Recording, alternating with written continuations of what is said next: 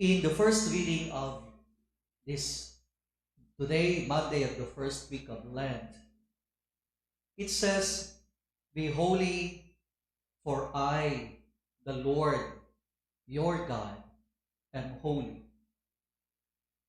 And siguro ang tanong, paano ipinamalas ng Diyos ang kanyang kabanalan? How does God manifest His holiness? Para sa atin kasi, when we talk about holiness, we talk about spiritual things that we do. Like a holy person, pag tinanong mo, paano masasabing banal ang isang tao? Nagdadasal yan, Father. Paano mo masasabing banal ang isang tao? Nagsisimba yan, Father, linggo-linggo. Nangungumpisal yan, Father. Nagno-nobena yan sa mga santo, Father. Nagde-devotion yan sa perpetual health. Sa Sacred Heart. Tama siguro, tama yun, no? Tama, hindi siguro. Tama yun. But if that is the only criterion that we have when it comes to holiness, it does not apply to God then. Why? He does not pray the novena. He does not pray the rosary. In fact, he does not need to. So ngayon ang tanong,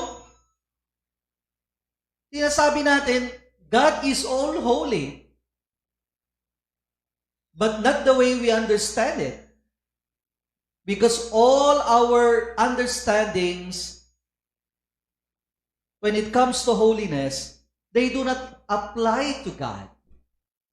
Kaya ang magandang tanong, then how does God manifest His holiness? Paano niya ipinamamalas ang kanyang kabanalan sa mundo?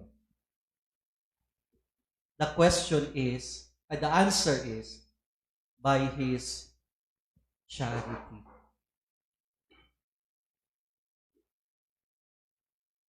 Ipinamalas ng Diyos ang kanyang kabanalan sa pamamagitan ng kanyang pag-ibig.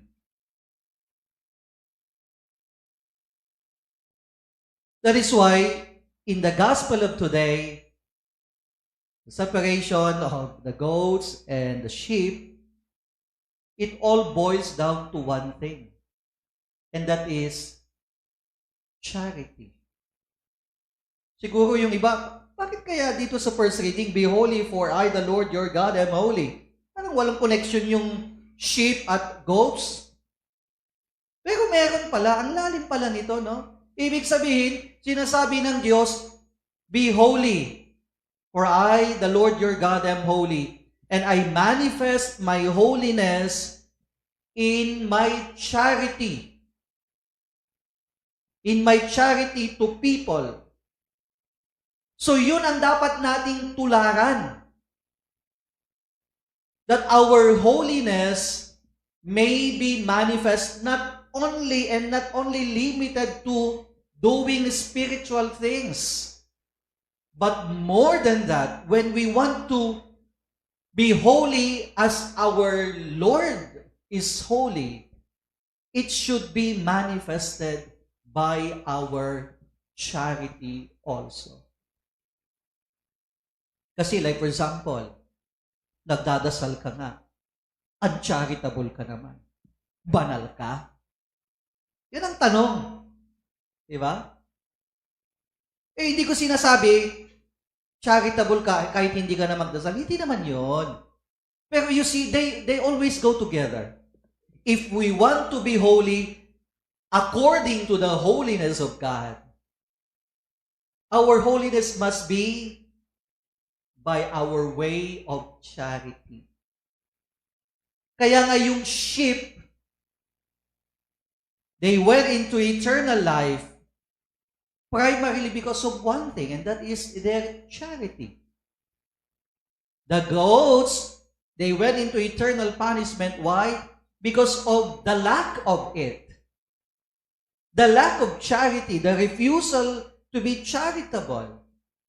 So when you love, when you become charitable, it's the greatest manifestation of your holiness. It's not your presence and attendance or hours spending in prayer. Hindi lang po yun. But it is our charity. Kaya maganda ngayong season of Lent, you see, ngayong season of Lent, ang dami nating mga tradisyon na ginagawa. No? Meron tayong Stations of the Cross. Some do it weekly. Yung iba nga, everyday ang Stations of the Cross, no? Yung iba naman, every Friday. Pero sana isang hilingin natin in this season of Lent is the grace for us to become more charitable. Kasi para sa atin, kung itong season of Lent, yes, we do the Stations of the Cross, we attend the celebration, especially during the Holy Week, and yet we remain uncharitable to people around us. They are contradiction of terms. They do not go together.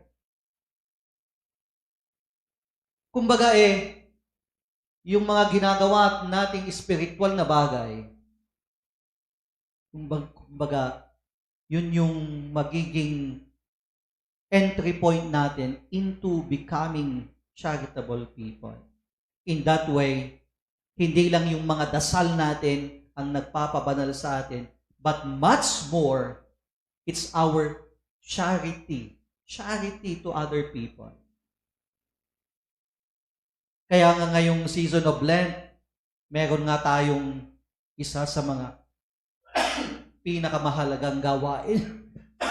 This is one of the pillars of Jewish piety, and that is almsgiving. Almsgiving is charity. Charity po yan. Kaya nga meron din tayo sa Palm Sunday, that's March 24, ito yung Alay Kapwa Sunday. That is charity din. Especially for people who are around us and who are in need. Kaya nga in-enumerate na ng gospel natin.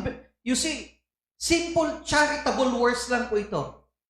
Hindi ito yung parang charitable words na pag lumigdol o bumagyo, bumaha. Simple things lang yung gagawin natin . May nagugutom, pakainin mo. You do not have to be multi-millionaire for you to feed the hungry around you. I was thirsty, you gave me drink. Hindi naman kailangan galon-galon. Ay, ipapainom mo. Diba? I was ill. I was in prison. O lalong-lalo na sa atin dito, katabi nga natin yung provincial jail.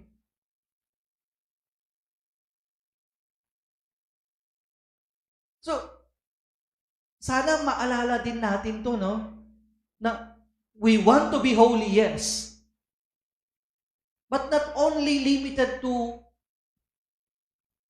our prayer life. But it must be manifested in our charity. Our love for other people. So ito yung ipagdasal po natin ngayong panahon ng Kwaresma. May we grow in holiness by growing in charity.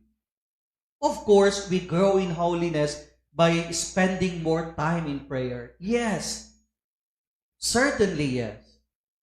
Pero yung first reading natin at gospel natin ngayong araw na ito, parang binibigyan tayo ng isang mas magandang perspective.